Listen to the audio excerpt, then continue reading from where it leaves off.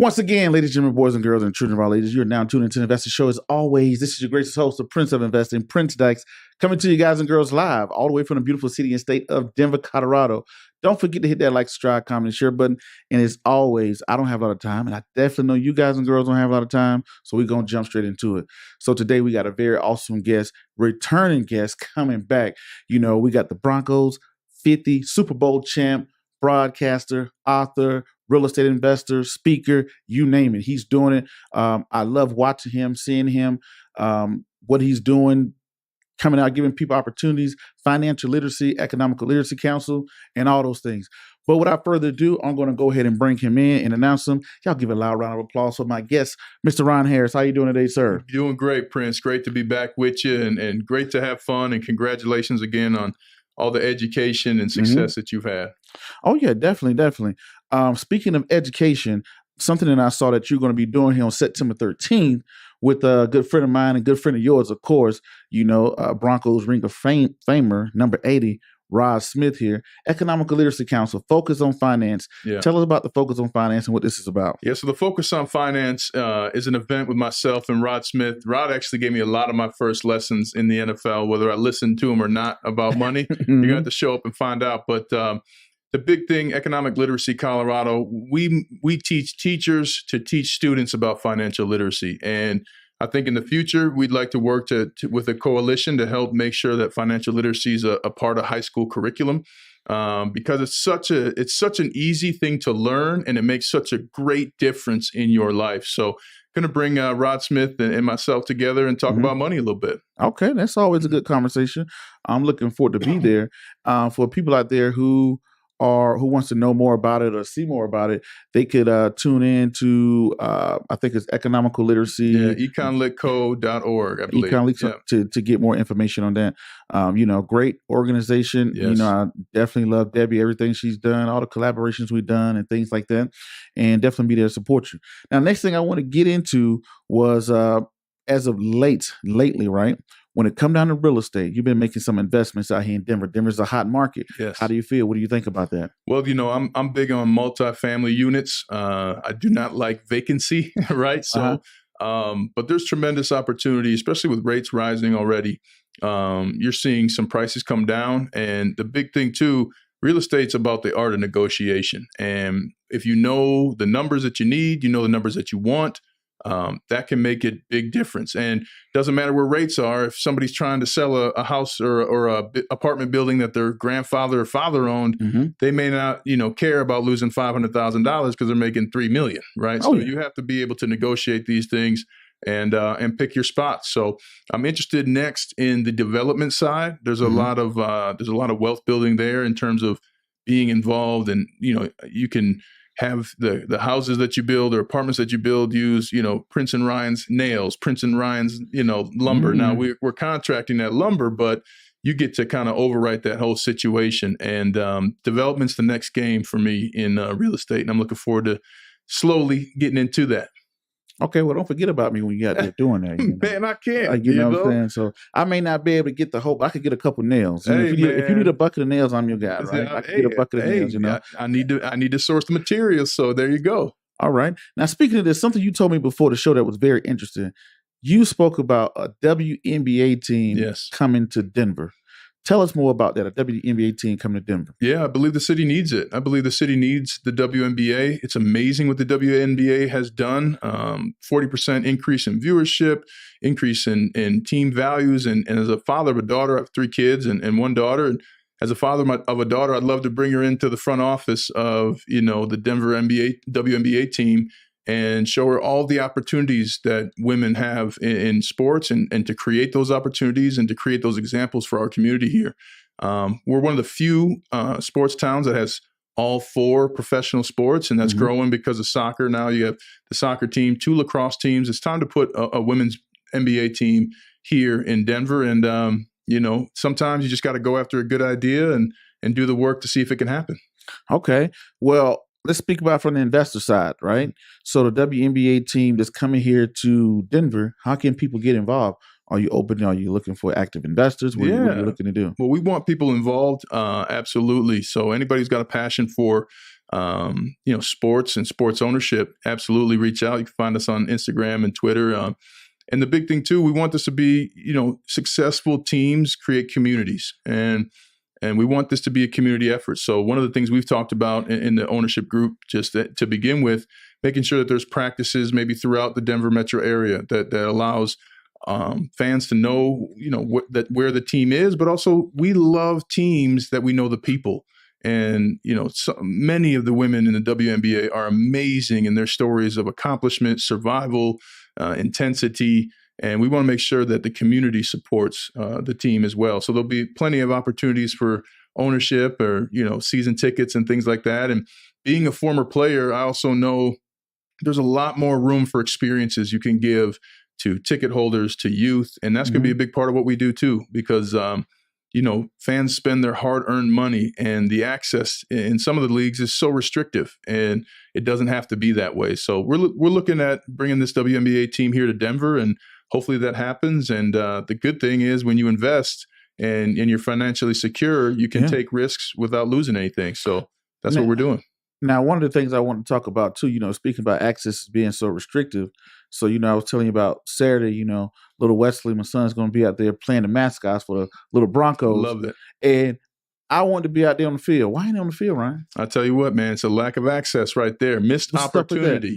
Maybe you and your son on the field, you start crying. Now you want season tickets behind where you took the photo, and they just missed out on $10,000 exactly, right? from one experience that they could give you. So, but it's amazing. The NFL, people forget the NFL is an entertainment company.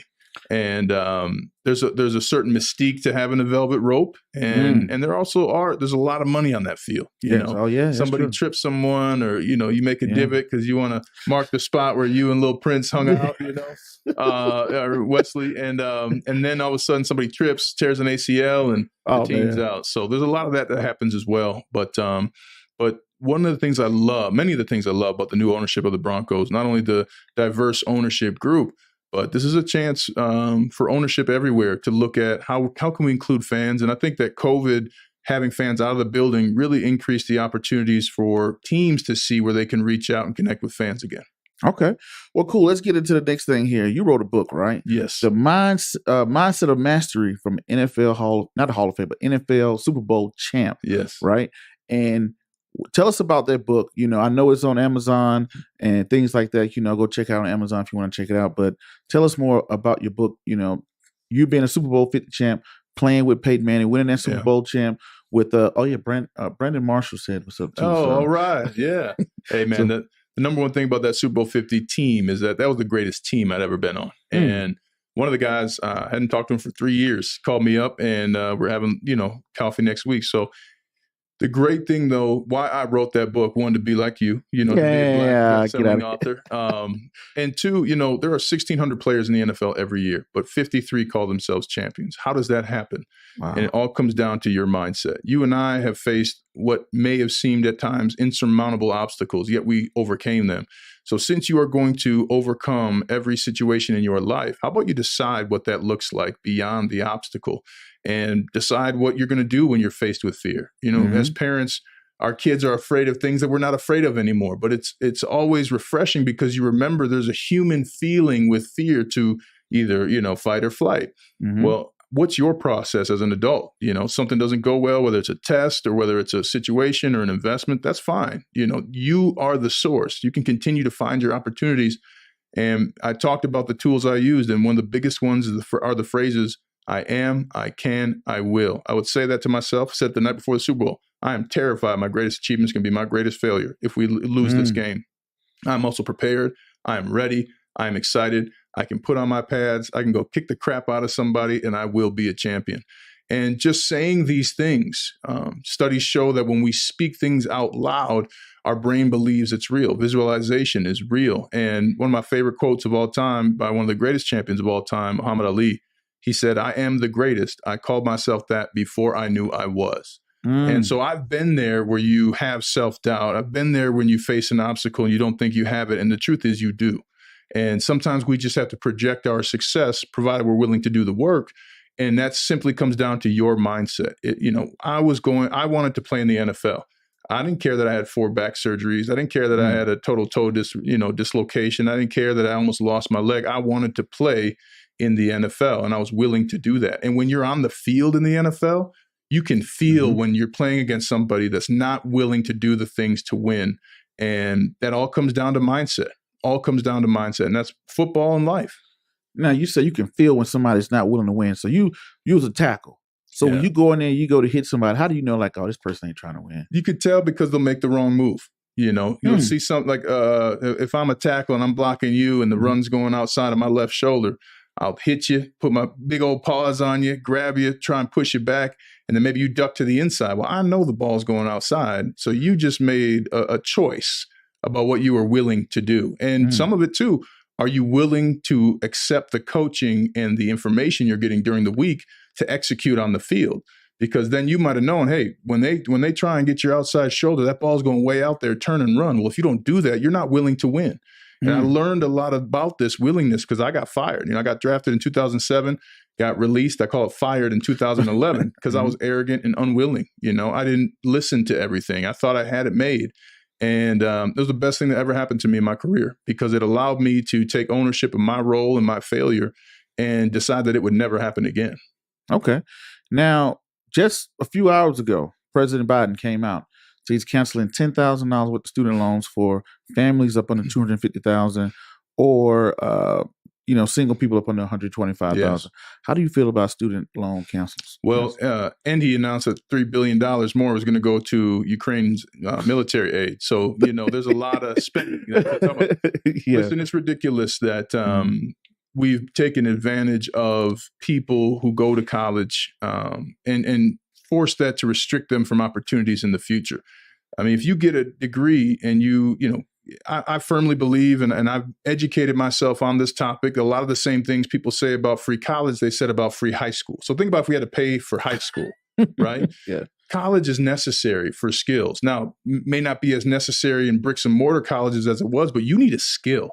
And, one of the things I loved about going to college was I learned about other people, right? First time I saw a BMW, my buddy was like, hey, let's go to the grocery store. And he walked up to this BMW. I'm like, oh, God, are we robbing this car? What's happening? He hit the little button and jumped in. He was from Northern California, white kid, and his parents got him a BMW with no tinted windows for, going to Notre Dame. So that was a learning experience. And when you take this away from people, and also if I did go to Notre Dame without my scholarship, I would have been in debt $220,000. How can I go be a teacher at a school that needs me making $35,000 a year if I have to pay back? That won't even pay back my debt servicing. So I'm a believer, and I've been educated in this topic, that college needs to be free, at least 2 years of it.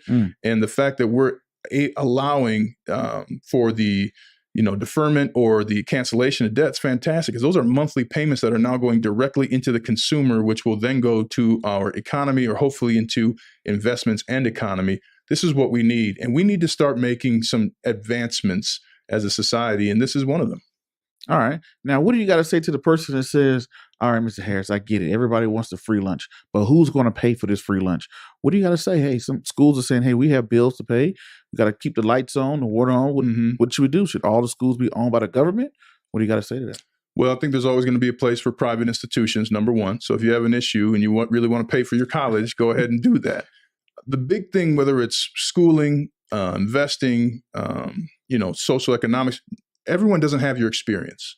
So I find that people who are against canceling student loan debt but are okay with billions of dollars in foreign military aid, you lack the understanding that many people do not have your experience. I mean, different studies have shown that over 40% of people would be clear of their debt if $10,000 were forgiven. I mean, that's an enormous amount of people in America who now have extra money every month for their children, for their business, whatever it may be. We need to free these things up. You should not be penalized for education, and specifically public schools whose tuitions have increased on average 8% per year. That shouldn't happen. And I'll also remind people that many of these schools that people are getting their loans from, they have endowments. Notre Dame, I love the University of Notre Dame. It's a private institution now. And they have a $14 billion endowment. That's larger than many countries' entire GDP. University of Texas has over a $30 billion endowment. So these schools could literally pay for the next 30 years for every student to go there. We're worried about them having more money. Where's the concern? Okay. Well, speaking of Notre Dame, I didn't want to get into this topic, but I was watching Netflix. New documentary came out. What is his name? Manti Te'o. Did you play with Manti? I played against him in the NFL, and I think just the character. I haven't seen this documentary. How did you know I was going to go there? Because I've been in the NFL long enough to know when they say and that documentary's big, and hopefully Manti's making some good money off of that. Because I'll tell you one thing about the NFL: there are no HR departments in the NFL, so. A guy like that, star middle linebacker at one of the top schools, played in the national championship, and the news that he had a fake girlfriend came out the week before they played. I mean, that's a terrible place to be. And I honestly, I applaud Manti Te'o for surviving. A fake dead girlfriend. Fake dead girlfriend who was a man. There's a lot there. So, I mean, the thing, too, is you don't know how many people he saved from falling into that same situation. And especially in a day and age now where we have so much online dating, it's easy to get that catfish. I mean, MTV had a whole show about it. So, but the fact that he was still able, Manti Te'o, to put together an NFL career in the face of what I know was just unrelenting jokes and bullying, whatever you want to call it. But I mean, NFL locker rooms are tough because they want to know you can last on 3rd and 9 and 3rd and 7 when the game is on the line. And the fact that he could overcome that, and that's the number one thing he's known for, that speaks to his strength and the fact that he chose his mindset that other people's opinions and questions weren't going to define his legacy. Okay. Now I gotta give you my opinion on this, right? Yeah. It's my opinion on student loans, so don't get mad at me. No, I ain't mad at nobody. So when it comes down to the 10K forgiveness, I disagree with it. Good. Okay. Tell me why. Right, this is why. I feel as though now that we've forgiven these loans, in 3 to 4 years, what are we going to do for the next generation? We're going to be right back in the same spot unless we can do something like you were saying, free public school, right? My belief is instead of giving away money to free student loans, because we already know when you look at history, one generation suffers for another generation to prosper. It's people that stormed, veterans stormed the beaches on D-Day, ran into machine guns for us to be sitting here today, right? So, and we can go do that history over all day, right? But my thing is, like, the people who got student loans is like, hey, sorry to hear that, right? But that funding, I felt, right, should have went to funding investment accounts for kindergartners. Oh, I mean, hey, I agree with that. If you wanted to take it down and say, hey, we'll give $9,000 of aid and $1,000 for everybody in an investment account, but then who's managing the investment account? Do they look like us? Do the people with government contracts, 95% of which do not look like us? You're right on that. Now you got to say, hey, look, now you're going to do this, at least carve out 5%. Has to go to maybe qualified minorities or whatever. 5%, that's it. I mean, at least something. Let's start. Right. Let's start with at least 5, right? Because we don't even have 1 now. Right. So 5 is, that's down a little astronomical. But let's say, hey, 1%, 5%, 10, maybe 50, whatever you want to do, right? Yeah. Has to go to minorities that qualify to manage these funds, right? Because I'm with you there 110%. What good is it? You know the knowledge, you can start a firm, but you don't have any funding coming in. Well, right? I love the idea, and we should do that already for our youth. But check this out, right? So now you're putting inflation becomes a friend of yours. Because now let's say I walked into kindergarten, I have an investment account of $50,000. Now you give me that financial literacy course in kindergarten all the way through 12. And then my money is compounding. And I'm not talking about the pie in the sky. Right. You're talking about what you got. What you got. Because, I'm leaving here, I'm going to Broncos Boys and Girls Club, right? Right. It's in Montbello. Right. A lot of kids, their parents there, they like, hey, you're talking about an investment account. We're trying to make it through day to day. Correct. Right. But if I can say, no, you have an investment account and I'm going to teach you about, the financial literacy piece to it, then it's going to compound. And then once you get to the 12th grade, you can say, hey, now you have alleviated student loan debt. I agree with what you're saying. I think that'd be a great plan. And we have to remember, though, like just one example. We're concerned about spending for people who are literally over 55% of America lives check to check. And that's across income levels. So now you're immediately giving income back to someone who puts them over that threshold. Now, we gave hundreds of millions of dollars to the airline industry, who now, as we sit here, 25% of flights are delayed, 3 to 5% of flights are canceled. What happened? Are we concerned about the money we gave to the airlines? Yeah. So to me, it's just so inconsistent when you look at government spending, where it's gone, who's gotten help, even the PPP loans. It was 80% of African American applicants were denied. 5% of Caucasian Americans were denied. How does that happen? Yeah. So all of a sudden, we're concerned with the distribution of wealth by the government. That's inconsistent. And then you consider the actual facts in the classroom. It'd be great to believe that every single kid in the city of Denver, where we're at right now, has the wherewithal and ability to learn. However, we know because of food deserts, lack of socioeconomic opportunity, many kids are going to school hungry, which means they cannot use the enlightened parts of their brain to actually make intelligent decisions, grasp concepts, because they're in a scarcity mindset. So the reality of the situation, a situation where when COVID hit, 30% of Denver public schools never logged on. We have to understand what the terrain actually looks like. And for me, if we're going to be consistent about concern where money's going, holding people accountable, we got a lot bigger fish to go after first than people getting $10,000 in student loan forgiveness. Well, this is my opinion before I know you got to run, you got to get out of here. But here's my opinion on that. I don't know who said this, but I remember the saying, where a man spends his money where his heart is, right? So the thing is, people look at the airlines as an investment. We can make a potential return. We bailed out the auto industry. Remember back in 2008? We bailed out the financial industry, Bank of America, all these companies who got bailout money. Yeah, companies who, by the way, were each sued for giving higher mortgages to minority applicants. Let's make sure we add that. That's definitely another one. And here's the thing, right? When you look at this, they look at, hey, if we just give money to, I don't know, free lunches or whatever, where's the return? But if we give money to the airline, we could potentially, like American Airlines just brought sonic boom planes that can get people get places half the time. Yeah. So they look at it as like, hey, you are an investment. We can make money back if we bail out the agriculture, we do this or whatever. But if we go to an impoverished area and give them free lunch or just give them money, then where's the return? They look at it as like, hey, you're not a return.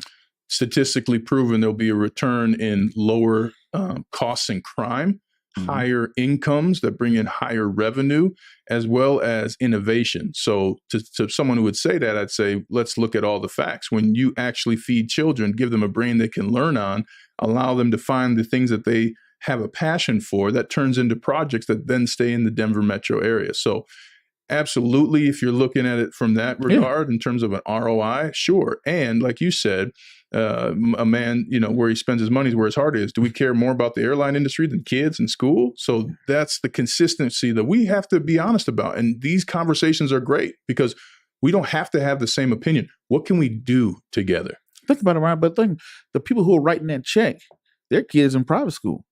So they're just like, hey, his school is taken care of. That don't affect me. I'd rather the American Airlines do this because guess what? I own American Airlines stocks. I want that. I have an invested interest in the S&P 500 doubling. I have an invested interest in real estate going up. Little Timmy across the street who wants an extra juice box, I'm not really that concerned about it because I'm thinking, hey, I got all the juices I want in my refrigerator. Until it's election time, they're talking about little Timmy robbing their ass.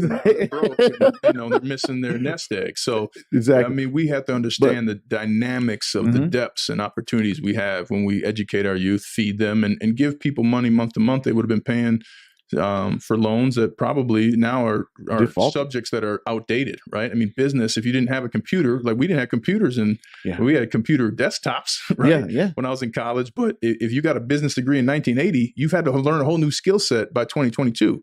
Wow. So we have to, I think this is an opportunity we have, and perhaps it happens once.